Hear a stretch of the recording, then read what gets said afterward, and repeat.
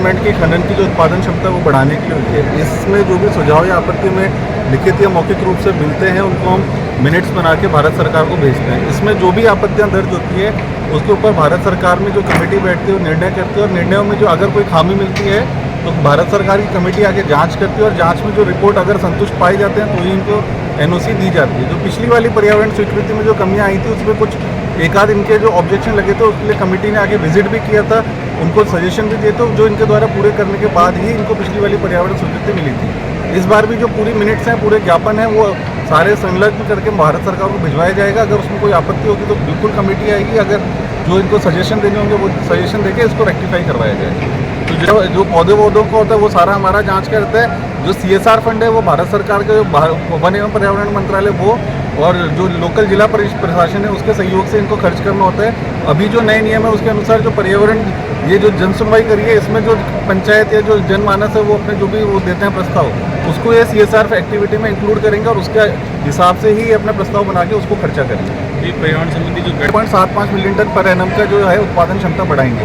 वर्तमान में 3.2 million ton per annum है, इसको 6.75 मिलियन टन पर एनम करेंगे। प्लांटेशन का क्या मापदंड है, कैसे पेड़ होना चाहिए? प्लांटेशन इनका होता है कि इनको जो टोटल एरिया है अपनी खनन क्षमता का उसका 33% जो इन्होंने माइंस एग्जीक्यूट कर लिया उसके 33% एरिया में प्लांटेशन करना होता है। इस साल हमने हमारे तरफ से प्रदूषण नियंत्रण मंडल की तरफ से इनको 20,000 पौधों का लक्ष्य दिया है, जो इनको बोला है कि इस वर्षा ऋतु में इसको ये फुलफिल करेंगे। इसको लगे भी वो अगर कोई वो गलत होगा उसमें तो उसकी भी इनको बोलेंगे कि उसको जो एज पर नॉर्म्स हैं उसके हिसाब से प्लांटेशन करवाएं, कि जो प्लांट लगा रहे हैं वो सुरक्षित रहें, उसको इंश्योर करेंगे। कई लोगों ने कहा था कि दोबारा प्रकार के जो होता है इसमें किसी प्रकार की अनुशंसा नहीं की जाती, ना तो निरस्त करने की ना इनको स्वीकृति देने की।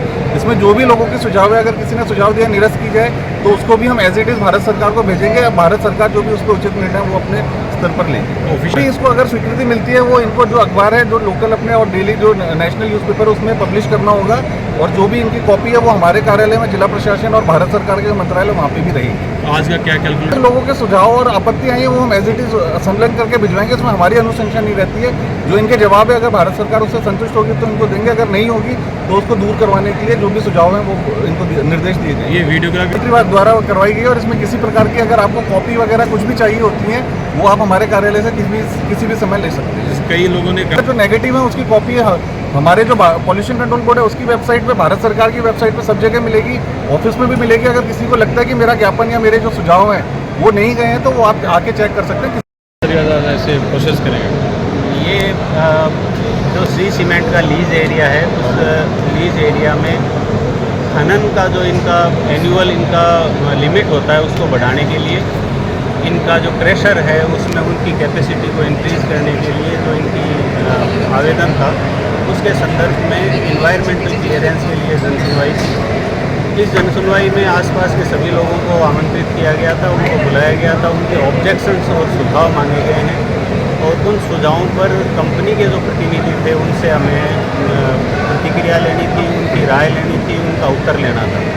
इन सभी को हमने वीडियोग्राफ किया है, डॉक्यूमेंटेड किया है, और साथ में जो लिखित हमें ज्ञापन प्राप्त हुए हैं उनको भी हमने साथ में ले लिया है।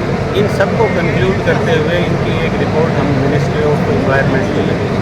पिछली बार जो ये हमारा कार्य ये रहता है कि हम आपत्तियों को सुनें, उनको रिकॉर्ड करें, और इन पर जो कंपनी है उनका जवाब लें और उनको सक्षम अधिकारी तक पहुंचाएं। ये हमने बखूबी पिछली बार मैं नहीं था स्वयं यहाँ पर, लेकिन किया होगा आई थिंक।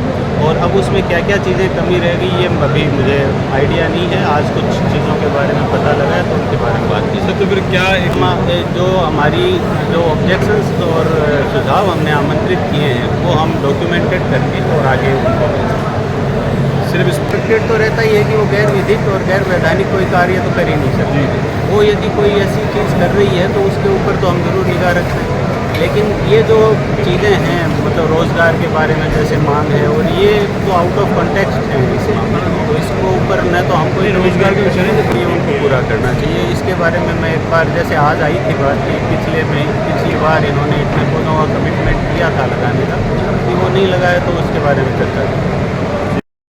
समय समय के हिसाब से मुआवजे की राशि में परिवर्तन भी हुआ है, क्योंकि बाजार का भाव भी समय के साथ बदलता है, तो उस हिसाब से हमने हर समय जो भी बाजार के भाव पे उनसे अच्छी राशि उनको देने का प्रयत्न किया है और अधिकतर जगह कोशिश की है कि आपसी समझौते के साथ काम होकर के आगे बढ़े। चारागाह के लिए जो जमीन हमारे इसमें आ रही थी उसके इक्वलेंट जमीन जो देनी थी उस नियम का पालन करके उस जमीन को जो हमारी थी वो ग्राम पंचायत को दिया जाने के साथ जमीन दिए के बारे में सबने बता दिया है।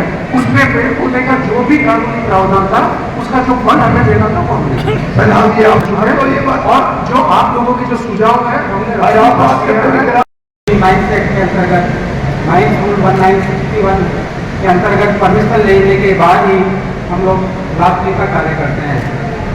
जहाँ तक एक्सप्लोजिव चार्ज करने का सवाल है वो हम लोग एक साइंटिफिक वे में उसका कैलकुलेशन करते हुए और इतना चार्ज पर हो जाना चाहिए एक होल में जिससे कि मिनिमम ग्राउंड वाइब्रेशन हो, मिनिमम ड्राई रोक हो और मिनिमम नॉइज हो। इसके लिए हमने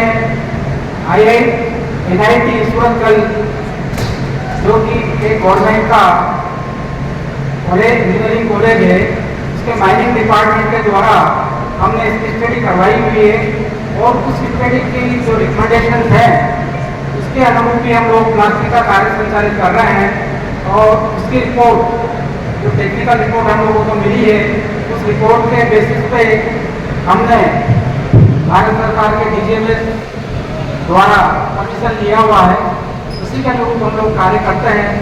जहाँ तक इसको मॉनिटरिंग करने का सवाल है, DGMS किसी की अगर कोई कंप्लेन होती है तो वो लोग उसको मॉनिटर करने के लिए आते हैं और जो कंप्लेन करता है उसकी उपस्थिति में उसको मॉनिटर किया जाता है। पास्ट में भी हमने इस तरह के एक दो केसेस को DGMS के जो रिप्रेजेंटेटिव हैं माइंस सेफ्टी के डायरेक्टर उनकी उपस्थिति में हमने जो शिकायत करता है उनको उपस्थिति में हमने रिपोर्ट किया है। बाकी हम अपने आप सुओ मोटो सेल्फ रेगुलेशन के अंतर्गत जो हमारे पास सिस्मोग्राफ हैं उसके द्वारा प्लास्टिक को मॉनिटर करते हैं, उसका वाइब्रेशन मॉनिटर करते हैं, उसका ड्राई रोक मॉनिटर करते हैं और अगर मॉनिटरिंग के दौरान ये पाया जाता है कि ये एक्सेस वाइब्रेशन है या एक्सेस नॉइज आ रही है तो हम चार्ज पर डिले नेक्स्ट क्लास में उसको वापस रीकैलकुलेट करते हैं और उसको उस अनुसार प्लास्टिक का कार्य संपादित किया जाता है। तो जहाँ तक मॉनिटरिंग का सवाल है केवल DGMS ही इसको कि कोई चाहता है कि मॉनिटर किया जाए तो उसके बेस को मॉनिटर करते हैं, अदरवाइज रेगुलर वे में वो लोग मॉनिटर नहीं करते हैं। हम लोग अपने आप उसको मॉनिटर करते हैं और उसकी रिपोर्ट हम DGMS को सबमिट रेगुलर वे में सबमिट करते हैं। यही हमारा प्रोसीजर है सर। Thank you. बहनों, आपका स्वागत है, आपको प्रणाम है, आपको नमस्कार है। आप लोगों ने कुछ मुद्दे उठाए वो पर्यावरण से संबंधित और जल संशोधन से संबंधित है, तो मैं आपको कुछ उनके सिलसिलेवार जवाब देना चाहूँगा। साथियों, श्री सीमेंट ने जो भी पर्यावरण से संबंधित वृक्षारोपण किया अभी तक अपने कार्य क्षेत्र में किया है और इस साल हमारा